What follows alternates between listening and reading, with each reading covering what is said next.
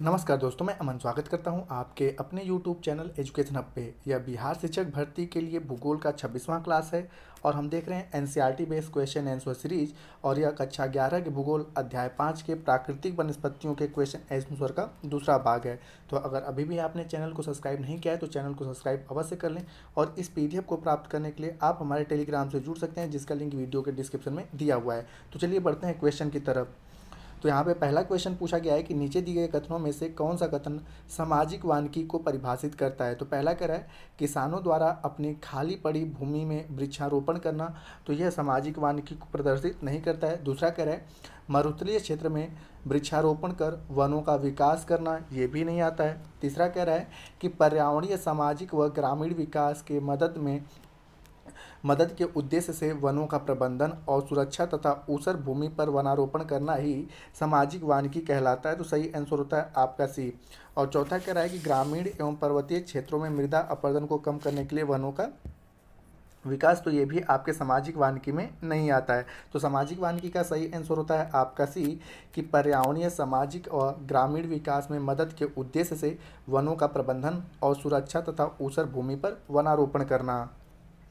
दूसरा क्वेश्चन कह रहा है कि निम्नलिखित में से कौन सा कथन सत्य है। पहला कह रहा है आपका पहला स्टेटमेंट कह रहा है कि सुंदरवन जीवमंडल नीचे गंगा ब्रह्मपुत्र नदी के दलदलीय डेल्टा में स्थित है, तो यह बिल्कुल आपका सत्य है। दूसरा कह रहा है कि सुंदरवन जीवमंडल नीचे में शेर जैसी पूंछ वाले बंदर सबसे अधिक मात्रा में पाए जाते हैं। तो यहाँ पर ये वाला आपका ऑप्शन गलत होता है, क्योंकि सुंदरवन जो है वह बंगाल टाइगर के लिए प्रसिद्ध है, न कि शेर जैसे दिखने वाले बंदरों की। तो सही आंसर होता है आपका ए।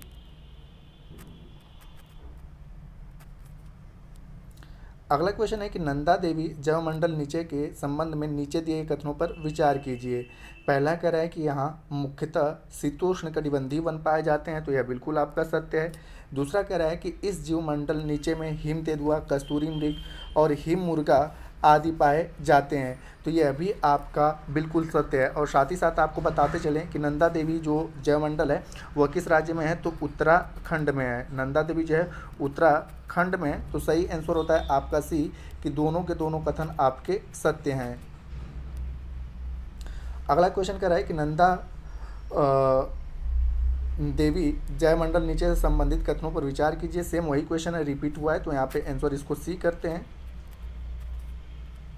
अगला क्वेश्चन है आपका कि संकट उत्पन्न जीव समुद्री गाय जो है कहाँ पाई जाती है, सुंदरवन में, मन्नार की खाड़ी में या खंबात की खाड़ी में। तो यहाँ पर जो समुद्री गाय है वह पाई जाती है मन्नार की खाड़ी में, तो सही आंसर होता है आपका बी। अगला क्वेश्चन है आपका कि नोकरेक जीवमंडल नीचे मेघालय की निम्नलिखित में से किन पहाड़ियों का हिस्सा है। तो आपने पता है कि मेघालय में 3 पहाड़ियाँ हैं, गारो, खासी, जयंतिया, और इनका नाम वहाँ पे पाए जाने वाली जनजातियों के नाम पे रखा गया है। और नोकरेक जो जीवमंडल है या जैवमंडल है वो मेघालय में पाया जाता है और यह गारो पहाड़ी के अंतर्गत आता है। तो सही आंसर होता है आपका ए। अगला क्वेश्चन है नीलगिरी जीवमंडल नीचे का विस्तार किन किन राज्यों में है। तो नीलगिरी की अगर बात किया जाए तो यह वह स्थान है जहाँ पे पूर्वी घाट और पश्चिमी घाट आपस में मिलते हैं। तो ये भी पूछा जाता है कि पूर्वी घाट और पश्चिमी घाट आपस में कहाँ पे मिलते हैं, तो नीलगिरी में। और इसका विस्तार केरल, कर्नाटक और तमिलनाडु, 3 राज्यों में है, केरल, कर्नाटक और तमिलनाडु। तो यहाँ पे तमिलनाडु है, केरल है और कर्नाटक है। तो सही आंसर होता है 1, 2 और 4।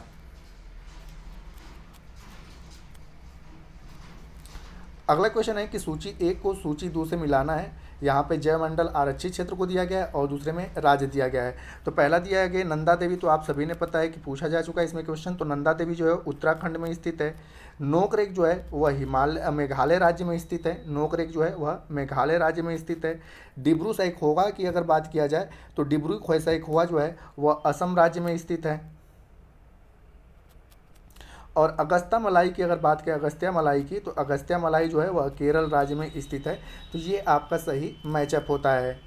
नंदा देवी उत्तराखंड, नोकरेक मेघालय, डिब्रू सैखोवा असम और अगस्त्या मलाई केरल राज्य में। अगला क्वेश्चन है कि भारत में निम्नलिखित में से किन जीवमंडल नीचे को यूनेस्को द्वारा वैश्विक नेटवर्क पर मान्यता प्राप्त है। तो इस पे पहले पार्ट में मैंने आपसे अच्छे क्वेश्चन करा चुका हूँ कि वर्तमान समय में भारत में जैवमंडल आरक्षित क्षेत्रों की संख्या कुल 18 है और उनमें से 12 को यूनेस्को द्वारा जैवमंडल नीचे वैश्विक नेटवर्क पर मान्यता प्राप्त है। और इनमें से ये हैं कौन कौन से, तो यहाँ पे अगर हम बात करें तो इनमें से आपके चारों हैं। नंदा देवी भी है जो कि आपका पड़ता है उत्तराखंड में, नीलगिरी जिसका विस्तार केरल, कर्नाटक और तमिलनाडु राज्य में है, सुंदरवन जो कि पश्चिम बंगाल में है, और मन्नार की खाड़ी जो कि तमिलनाडु में है। इन चारों को यूनेस्को द्वारा वर्ल्ड नेटवर्क साइट में शामिल किया गया है। तो आपको मैं बता दूं कि कुल 18 जैवमंडल आरक्षित क्षेत्र में से यूनेस्को ने भारत के 12 को कुल वैश्विक नेटवर्क पर मान्यता दिया है। तो यहाँ पर सही आंसर होता है आपका डी। अगला क्वेश्चन, निम्नलिखित में से कौन सा क्षेत्र नीलगिरी जैवमंडल नीचे में शामिल है? पहला कह रहा है ऊपरी नीलगिरी का पठार, दूसरा कह रहा है आपका साइलेंट वैली, तीसरा कह रहा है आपका सिधुआनी पहाड़ियाँ, और अब यहाँ पे कूट दिया है। तो यहाँ पर नीलगिरी जो जैवमंडल नीचे में शामिल है वह ऊपरी नीलगिरी पठार भी है, साइलेंट वैली भी है, और सिधुआनी पहाड़ियाँ भी इसके अंतर्गत आती है। तो सही आंसर होता है आपका डी कि उपरोक्त सभी के सभी जो है वह नीलगिरी क्षेत्र के अंतर्गत आते हैं। अगला कह रहा है कि भारत का पहला जैवमंडल आरक्षित क्षेत्र, यहाँ पे जैवमंडल आरक्षित क्षेत्र की बात करें तो भारत का पहला जो जैवमंडल आरक्षित क्षेत्र है वह नीलगिरी है। और इसको जैवमंडल आरक्षित क्षेत्र कब बनाया गया था? तो 1/8/1986 को 1/8/1986 को इसको नीलगिरी को जैवमंडल आरक्षित क्षेत्र बनाया गया था। पंचमढ़ी की अगर बात किया जाए तो पंचमढ़ी को 1999 में बनाया गया था। मानस की अगर बात किया जाए तो मानस की जो है वह आपका 1988 में मानस को बनाया गया था।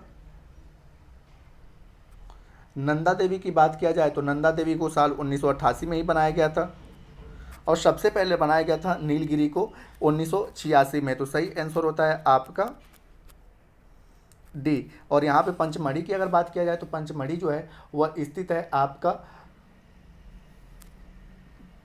मध्य प्रदेश राज्य में, और उसके बाद मानस जो है वह आपका स्थित है असम में, उसके बाद नंदा देवी उत्तराखंड में, और नीलगिरी केरल, कर्नाटक और तमिलनाडु में स्थित है।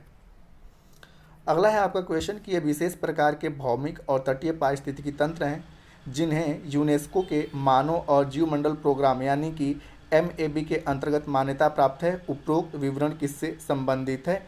तो यहाँ पर सही आंसर होता है कि यह विवरण जो है वह जैवमंडल आरक्षित क्षेत्र यानी कि जीवमंडल नीचे से संबंधित है। तो आपका सही आंसर होता है ए। अगला क्वेश्चन है आपका कि वन्य जीव संरक्षण अधिनियम यानी कि वन प्राणी अधिनियम 1972 के संदर्भ में नीचे दिए गए कथनों पर विचार कीजिए।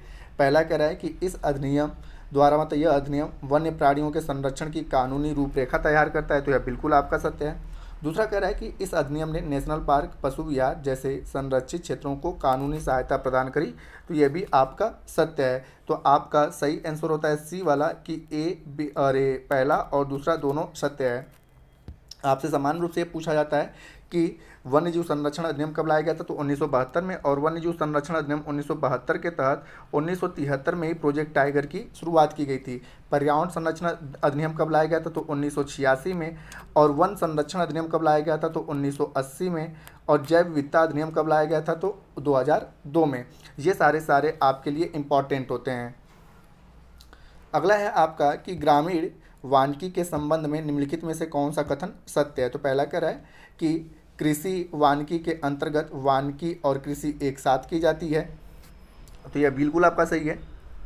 दूसरा कह रहा है कि समुदाय कृषि वानिकी के में सार्वजनिक जगहों पर वृक्षारोपण किया जाता है। तो समुदाय में जो होता है कृषि वानिकी में सार्वजनिक जगहों पर वृक्षारोपण किया जाता है। तो यह भी बिल्कुल आपका सत्य है। तो सही आंसर होता है आपका सी कि 1 और 2 दोनों आपके सत्य हैं। अगला क्वेश्चन है कि निम्नलिखित कथनों को ध्यानपूर्वक पढ़िए और कह रहा है कि कौन सा कथन सत्य इसके बारे में बताना है।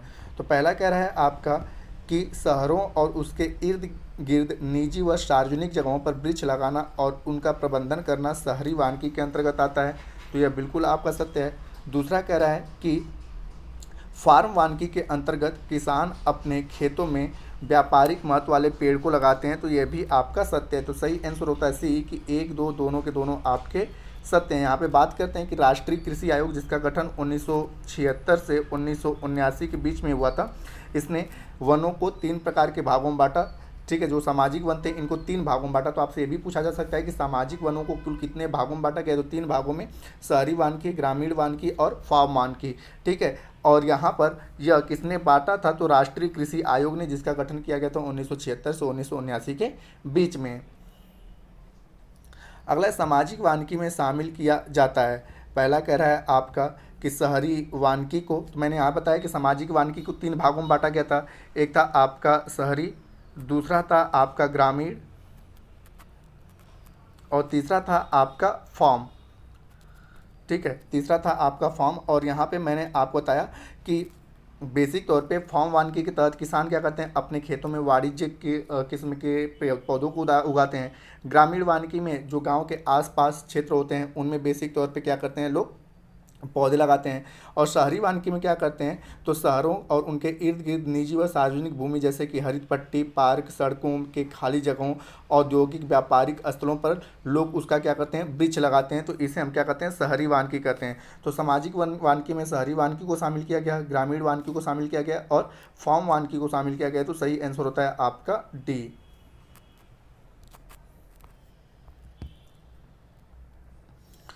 अगला क्वेश्चन है आपका कि उष्णकटिबंधीय सदाबहार वन भारत के किन किन क्षेत्रों में पाए जाते हैं। तो बात करते हैं उष्णकटिबंधीय सदाबहार वनों की। तो भारत में उष्णकटिबंधीय जो सदाबहार वन पाए जाते हैं वह पूर्वोत्तर राज्यों में पाए जाते हैं और पश्चिमी घाट के पूर्वी ढाल पर पाए जाते हैं और अंडमान और निकोबार राज्य में पाए जाते हैं। तो यहाँ पे पूर्वोत्तर भारत, ठीक है, और पश्चिमी घाट के पूर्वी ढाल पर अंडमान निकोबार में ही पाए जाते हैं।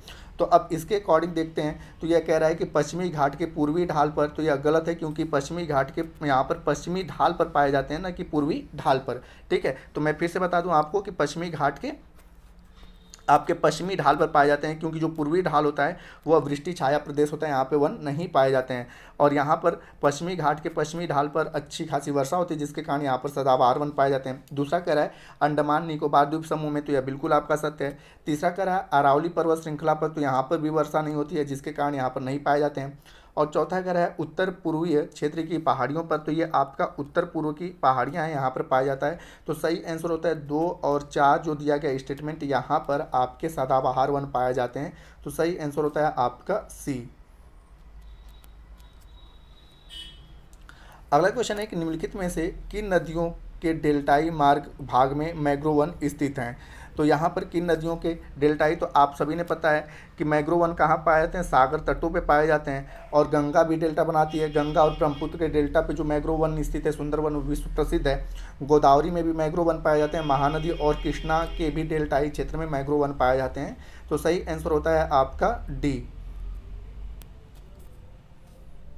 अगला है कि मैंग्रोव वन वनस्पतियों के विकास के लिए निम्नलिखित में से कौन से कारक आवश्यक हैं। तो पहला कह रहा है आपका कि लवड़ी और दलदल, तो बिल्कुल सही है क्योंकि जो आपके डेल्टाई क्षेत्र बनते हैं यहाँ पर जो मृदा जो जल पाए जाते हैं वह लवड़ी और दलदल होते हैं, तो बिल्कुल आपका सत्य है।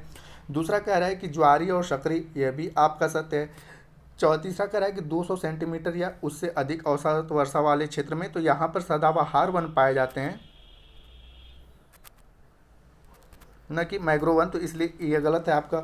और चौथा कह रहा है पंख, पंख मतलब होता है कीचड़, कीचड़ का जो मैदान होता है। तो मैंग्रोव वन के विकास के लिए कौन कौन से जरिए सही हैं, तो आपका पहला सही होता है, उसके बाद आपका दूसरा सही होता है और चौथा सही होता है। तो सही आंसर होता है डी। अगला क्वेश्चन है मैंग्रोव वन के संदर्भ में नीचे दिए गए कथनों पर विचार कीजिए। और कह रहा है कि कौन सा कथन सत्य है। तो पहला कह रहा है कि मैंग्रोव वन तटीय क्षेत्रों में जहाँ ज्वार भाटा आते हैं वहाँ की सबसे महत्वपूर्ण वनस्पति है। तो यह बिल्कुल सत्य है क्योंकि जब ज्वार भाटा आते हैं तो इनको तटवर्तीय क्षेत्रों को कटान से क्या करते हैं, बचाते हैं, जिसके कारण इनकी महत्वपूर्ण वनस्पतियाँ हो जाती हैं।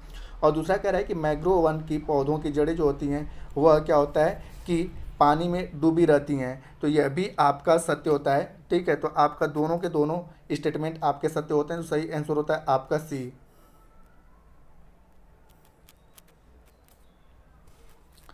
अगला कह रहा है कि शोलाश वन पाए जाते हैं। तो यहाँ पर शोलाश वन के बारे में बात किया जा रहा है। तो शोलाश वन जो होता है नीलगिरी के पहाड़ियों के क्षेत्रों में, अन्नामलाई और पलानी की पहाड़ी, इसको मैंने पार्ट 1 में कराया था। तो नीलगिरी पहाड़ियों पर अन्नामलाई पहाड़ियों पर और पलानी की पहाड़ियों पर जो पौधे पाए जाते हैं उन्हीं को सोलास वन के नाम से जाना जाता है। तो सही आंसर होता है आपका डी वाला। 1, 3 और 4 में जो वन पाए जाते हैं वो आपके सोलास वन कहे जाते हैं। तो यहाँ पे आपका ये भी क्वेश्चन पूछा जाता है कि सोलास वन भारत में कहाँ पर पाए जाते हैं, तो दक्षिण भारत में पाए जाते हैं। और इनका विस्तार कहाँ कहाँ पे है, तो नीलगिरी की पहाड़ियों पर, अन्नामलाई की पहाड़ियों पर और पलानी की पहाड़ियों पर। तो यहाँ पर पलानी की पहाड़ियाँ तमिलनाडु में, अन्नामलाई भी आपके तमिलनाडु और केरल में, और नीलगिरी की भी अगर बात करें तो केरल, कर्नाटक और तमिलनाडु 3 राज्यों में विस्तृत है। तो एक तरह से कहा जाए कि सोलास वन कहाँ कहाँ पे किन किन राज्यों में पाए जाते हैं, तो केरल, कर्नाटक और तमिलनाडु क्षेत्र में सोलास वन पाए जाते हैं। अगला क्वेश्चन है कि प्रायद्वीप भारत में पर्वतीय वन मुख्यतः कहाँ पाए जाते हैं। तो प्रायद्वीप भारत में पर्वतीय वन किन किन क्षेत्रों में पाए जाते हैं, तो आपका कि पर्वतीय वन जो पर्वतों पे होते हैं, तो पर्वत आपके पश्चिमी घाट में दिखाई देते हैं। ठीक है, तो पहले तो आपका बिल्कुल सही है, पूर्वी घाट में उस प्रकार के पर्वत है नहीं, तो पूर्वी घाट में नहीं पाए जाते हैं। नीलगिरी भी एक प्रकार का पर्वत है जहाँ पे केरल, कर्नाटक, तमिलनाडु 3 राज्यों में इसका विस्तार है, तो यहाँ पर भी पाए जाते हैं। और विंध्याचल पर्वत श्रृंखला में भी पर्वतीय वन देखने को मिलते हैं। तो सही आंसर होता है 1, 3 और 4।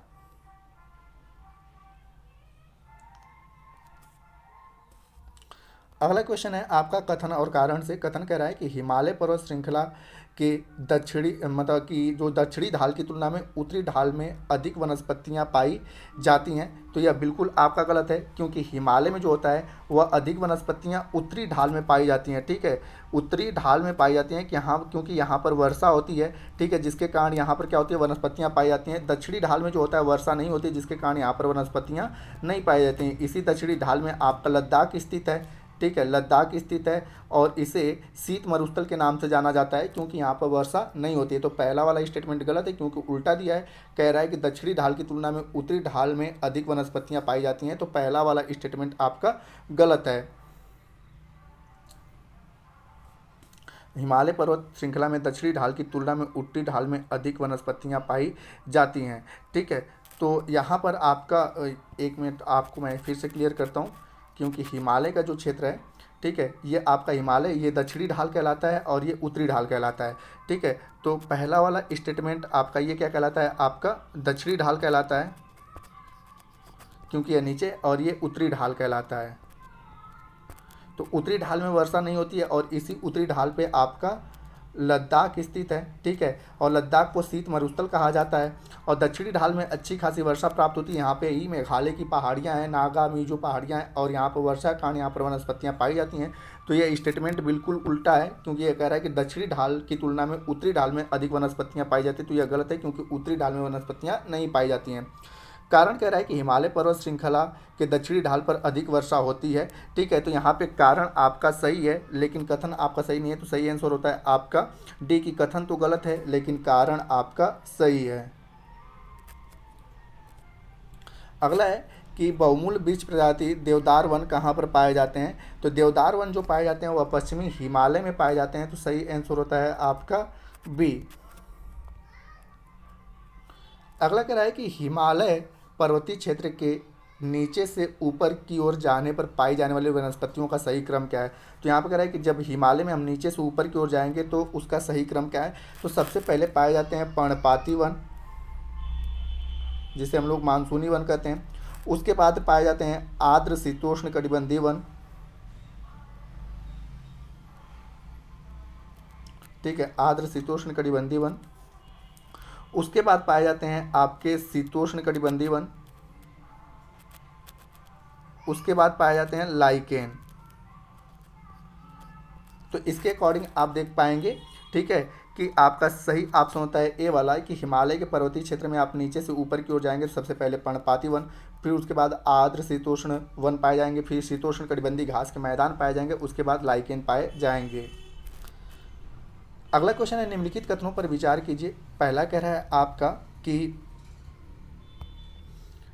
पर्वतीय क्षेत्रों में ऊंचाई बढ़ने के साथ साथ प्राकृतिक वनस्पतियों में बदलाव आता है, तो बिल्कुल सही है। जैसा कि आपने अभी देखा हिमालय में कि सबसे पहले पर्णपाती वन, ठीक है, जैसे ऊंचाई पर गए आर्द्र शीतोष्ण वन, उसके बाद शीतोष्ण कटिबंधीय घास के मैदान, उसके बाद लाइकेन पाए जा रहे हैं, तो यह बिल्कुल आपका सत्य है। दूसरा कह रहा है कि हिमालयी पर्वत श्रृंखला में उष्णकटिबंधीय वनों से लेकर टुंड्रा प्रदेश में पाई जाने वाली प्राकृतिक वनस्पतियां मिलती हैं, तो यह भी बिल्कुल आपका सत्य है। तो सही आंसर होता है आपका सी कि 1 और 2 दोनों सही हैं।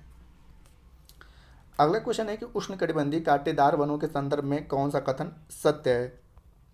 तो पहला कह रहा है कि ये वन उन क्षेत्रों में पाए जाते हैं जहां पर वार्षिक वर्षा 50 सेंटीमीटर से कम होती है, तो बिल्कुल सत्य है कि जिन क्षेत्रों में 50 सेंटीमीटर से कम वर्षा होती है वहां पर उष्णकटिबंधीय कांटेदार वन पाए जाते हैं, जैसे कि आपका पश्चिमी राजस्थान।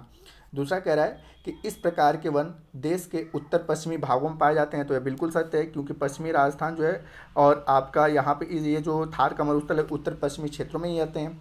तीसरा कह रहा है कि इन वनों में पौधे लगभग पूरे वर्ष पर्ण रहित यानी कि बिना पत्तियों के रहते हैं, तो यह भी आपका सत्य है। तो सही आंसर होता है आपका डी वाला कि सभी के सभी स्टेटमेंट उष्णकटिबंधीय कांटेदार वनों के बारे में सत्य हैं। अगला क्वेश्चन कह रहा है आपका कि उष्णकटिबंधीय पर्णपाती वनों के संदर्भ में विचार कीजिए। तो पहला कह रहा है कि इन वनों को मानसूनी वन भी कहा जाता है, तो यह बिल्कुल आपका सत्य है। दूसरा कह रहा है कि ये वन उन क्षेत्रों में पाए जाते हैं जहां पर वार्षिक वर्षा 70 सेंटीमीटर से कम होती है, तो गलत है क्योंकि पर्णपाती वनों को 2 पार्टों में बांटा जाता है। एक होता है आपका आर्द्र पर्णपाती वन जहां पर वर्षा 100 से 200 सेंटीमीटर के बीच होती है, और दूसरा होता है आपका शुष्क पर्णपाती वन जहां वर्षा 70 से 100 सेंटीमीटर के बीच होती है। तो इस प्रकार से आपका दूसरा, तो यहाँ पूछा गया है कि उष्णकटिबंधीय पर्णपाती वनों में वर्षा कितना होता है, तो अगर पूरा पूछ दिया जाए तो 70 से 200 सेंटीमीटर के बीच होती है, यानी कि 70 सेंटीमीटर से अधिक होती है। तो इस प्रकार से दूसरा स्टेटमेंट आपका गलत होता है। तो सही आंसर होता है कौन सा सत्य है, तो केवल 1 वाला आपका सत्य है। आज का अंतिम क्वेश्चन है कि भारत में सर्वाधिक क्षेत्र पर किस प्रकार के वनों का विस्तार है, उष्णकटिबंधीय पर्णपाती वन या कटीले वन या उष्णकटिबंधीय सदाबहार वन या पर्वतीय वन। तो भारत में सबसे अधिक जो है वह आपका उष्णकटिबंधीय पर्णपाती वनों का विस्तार होता है, तो सही आंसर होता है आपका ए।